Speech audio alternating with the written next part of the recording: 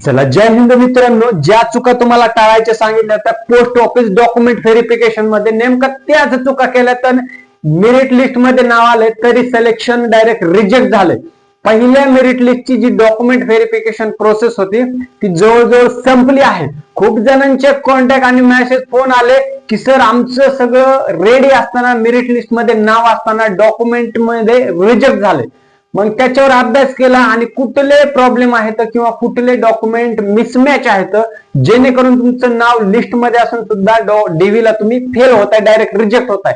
म्हणून जे विद्यार्थी सेकंड मेरिट लिस्ट मध्ये ज्यांचे नाव येतील मित्रांनो, सेकंड असो, थर्ड, फोर्थ, फिफ्थ, जेवढ्या काय लिस्ट येतील त्या लिस्ट मध्ये नाव आल्याच्या नंतर डॉक्युमेंट व्हेरिफिकेशनला या 5 ते 6 चुका अशा सांगणार आहे ज्या टाळायच्या. जर तुम्ही सुद्धा त्या रिपीटेड केल्या, जसे की पहिल्या मेरिट लिस्ट मधल्या विद्यार्थ्यांनी केल्या तर रिजेक्ट होऊन बसले जातात, त्या चुका टाळायच्या. म्हणून व्हिडिओ शेवटपर्यंत बघा, कृपया हात जोडून विनंती, कारण खूप महत्वाची माहिती आहे आणि हे रिअल बेस माहिती आहे, विद्यार्थ्यांच्या अनुभवातली माहिती आहे.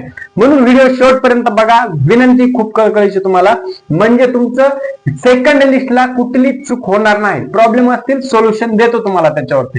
लक्षात घ्या, 2026 ची जी पोस्ट ऑफिस भरती आहे मित्रांनो, त्याच्यामध्ये काय झालेलं आहे की डॉक्युमेंट मध्ये रिजेक्ट झाले तर डायरेक्ट विद्यार्थी रिजेक्ट, मग त्यांना 98%, 97, 96 रॉंग डॉक्युमेंट व्हेरिफिकेशन वेळेस ते घेऊन गेले. याच्यामध्ये काय, तुमचं 10वीचं मार्कशीट लागणार होतं, बाकीचं तुमचं आयडेंटिटी कार्ड लागणार होतं, कास्ट सर्टिफिकेट लागणार होतं, पासपोर्ट साईज फोटो लागणार होतं आणि बाकी अजून इतर छोटे मोठे डॉक्युमेंट जे की आपण याच्या अगोदर सुद्धा लिस्ट दिली. रॉंग डॉक्युमेंट मध्ये नेमकं त्यांनी काय केलं होतं, एक विद्यार्थी असा त्याने सगळा घडलेला प्रकार त्याच्यासोबत सांगितला की सर म्हणे मी सगळे डॉक्युमेंट घेऊन गेलो होतो, पण ते 10वीचं जे मार्कशीट होतं, ओरिजिनल मार्कशीट 10वीचं, त्याच्या अगेन्स्ट त्याने काय केलं होतं, डुप्लिकेट घेऊन गेला होता, झेरॉक्स कॉपी. बरोबर का नाही? आता पोस्ट ऑफिस जीडीएसचा ऑफिशियल नोटिफिकेशन मध्ये रूल काय आहे, डॉक्युमेंट व्हेरिफिकेशनला तुम्हाला सर्व डॉक्युमेंट ओरिजिनल कॅटेगरी मध्ये तुम्हाला तिथे सबमिट करावं लागतील, प्रेझेंट करावं लागतील. हा जीडीएसचा ऑफिशियल रूल आहे. सेकंड गोष्ट, त्याने चूक काय केली, इथं झेरॉक्स कॉपी घेऊन गेला. आता तुम्ही म्हणाल मग झेरॉक्स न्यायची नाही का? 100% झेरॉक्स कॉपी प्रत्येकाची एक एक घेऊन जा, पण झेरॉक्सच्या अगोदर ओरिजिनल म्हणत आहे, ओरिजिनल सर्व डॉक्युमेंट तुमच्याकडे फाईल रेडी करून ठेवा. अजूनही कुणाला डॉक्युमेंट माहित नसतील कमेंट करा, डॉक्युमेंट तुम्हाला लिस्ट येऊन जाईल मित्रांनो.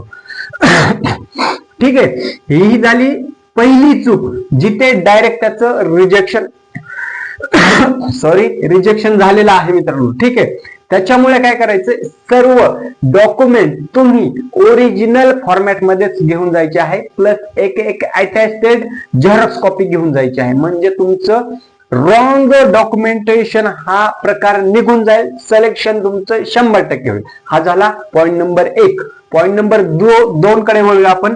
नेम मिसमॅच असेल, नावामध्ये मिसमॅच म्हणजे काय झालं, तुमचं आधार कार्ड आहे किंवा पॅन कार्ड आहे मित्रांनो, लक्षात घ्या, आधार किंवा पॅन कार्ड याच्यापैकी एक आयडेंटिटी तुम्हाला लागतेच इथं कंपल्सरी. आता तुमचं 10वीचं मार्कशीट आहे, ओके, 10वीचं मार्कशीट वर तुमचं नाव वेगळं आहे, ओके. सपोज तुमचं नाव समाधान जाधव आहे, 10वीच्या मार्कशीट तुमच्या वडिलांचं इथं मिडलला येईल, आणि तुमचं आधार कार्ड वरती काय आहे, समर्थ जाधव. म्हणजे काय, इथं नावामध्ये मिसमॅच झाला का नाही, म्हणजे नाव सरनेम जरी सेम असलं तरी जो फर्स्ट नेम आहे त्याच्यामध्ये टोटल गडबड झाली आहे.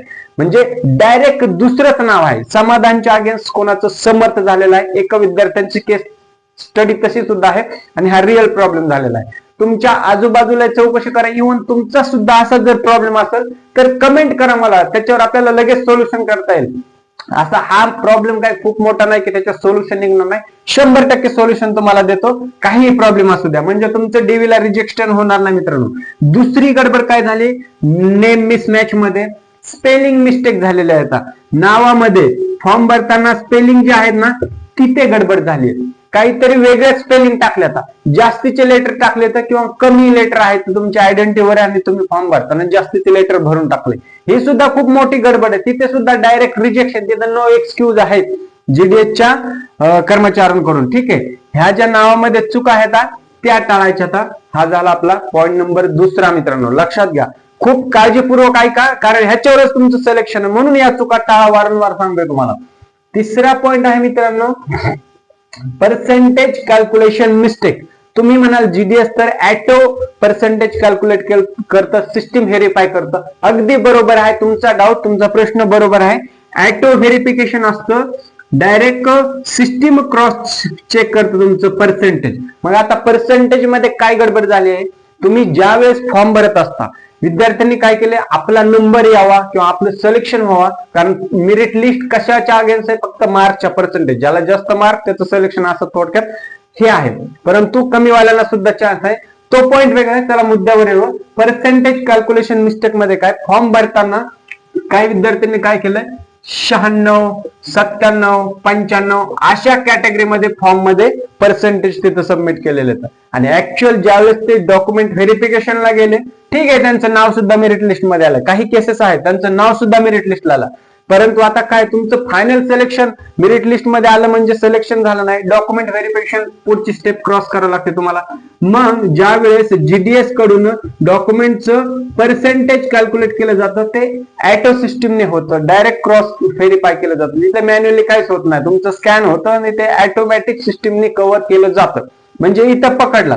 काही विद्यार्थ्यांनी असे पर्सेंटेज जास्तीचे भरले तर त्यांना आहे तर डायरेक्ट कमी पर्सेंटेज, म्हणजे ज्यांनी 95 भरले तर त्यांना आहेत 90, 88, 87 किंवा 92 अशा कमी रेंज मध्ये आहेत पर्सेंटेज. पण फॉर्म भरताना त्यांनी मुद्दामून नाव सिलेक्ट व्हावा, आपलं चान्सेस व्हायला पाहिजे, सिलेक्शन व्हायला पाहिजे, या उद्देशाने त्यांनी जास्त पर्सेंटेज भरले.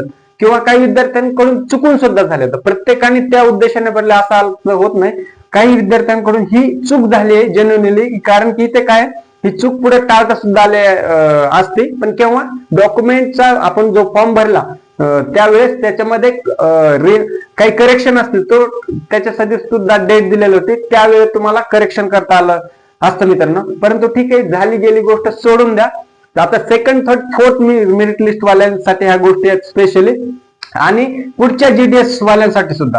म्हणून हे जे पर्सेंटेज कॅल्क्युलेशन आहे, तुमचे जेवढे पर्सेंटेज आहेत तेवढेच भरा मित्रांनो. भले तुम्हाला 75 असू द्या, 60 असू द्या, ऍज इट इज भरा.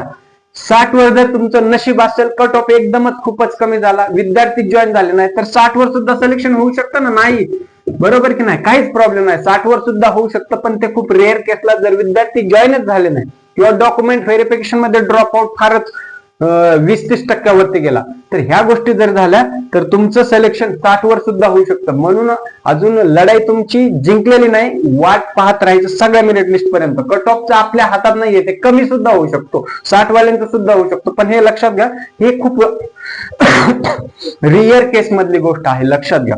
तरी सुद्धा अपेक्षा सोडायच्या नाही मित्रांनो. म्हणून ही तिसरी चूक तुम्ही सुद्धा करू नका. चौथा पॉइंट आहे मित्रांनो, डॉक्युमेंट नॉट अपलोड. आता डॉक्युमेंट नॉट अपलोड म्हणजे काय, नेमकं तुमचं ईडब्ल्यूएस इनव्हॅलिड, जे आता ईडब्ल्यूएस मधून ज्या विद्यार्थ्यांनी कॅन्डिडेटने फॉर्म भरला ईडब्ल्यूएस मध्ये, ते सर्टिफिकेट डायरेक्ट इनव्हॅलिड आहे, त्याची व्हॅलिडिटी संपली ना.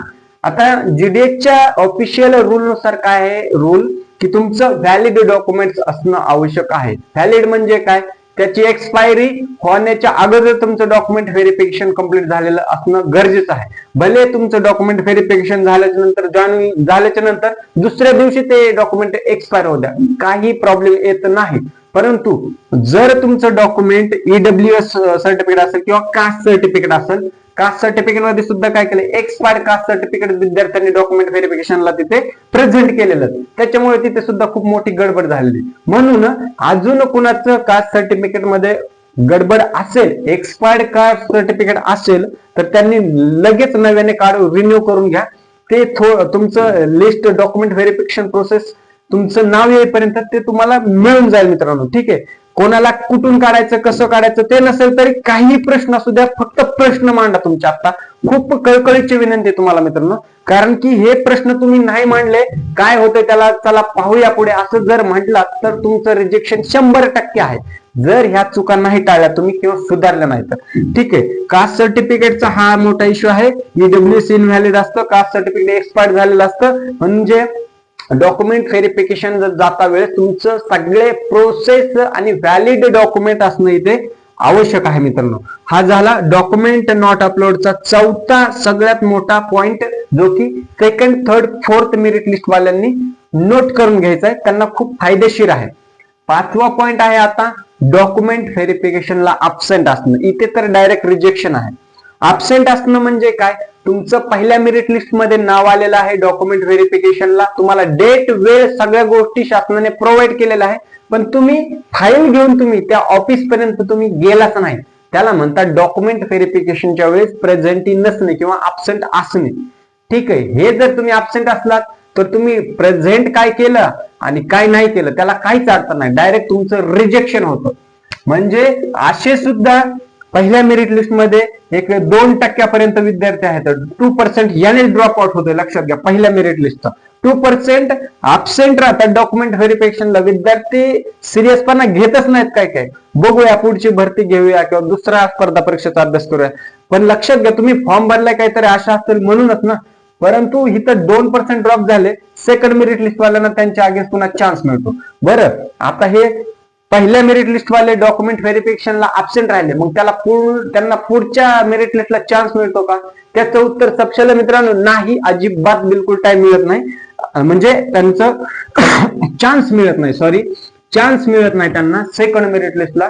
म्हणजे काही विद्यार्थी काय करतात, मी आजारी होतो किंवा माझा काहीतरी प्रॉब्लेम होता, पर्सनल प्रॉब्लेम होता किंवा परीक्षा होती, असे कारणे सांगतात आणि त्या कारणामुळे शेवटी शासकीय भरती आहे, शासकीय भरतीला ते डझंट मॅटर तुमचं काय कारण आहे. त्याच्यामुळे दुसरी मेरिट लिस्ट जरी लागली तरी पहिल्या मेरिट लिस्ट मधल्या विद्यार्थ्यांचं सिलेक्शन झालेला डॉक्युमेंट व्हेरिफिकेशन दुसऱ्या मेरिट लिस्ट सोबत अजिबात करता येणार नाही. अजिबात नाही म्हणजे नाही, लक्षात घ्या. त्यांचं इथं म्हणजे 2026च्या जीडीएस मधून ते डायरेक्ट आउट झालेले आहेत मित्रांनो.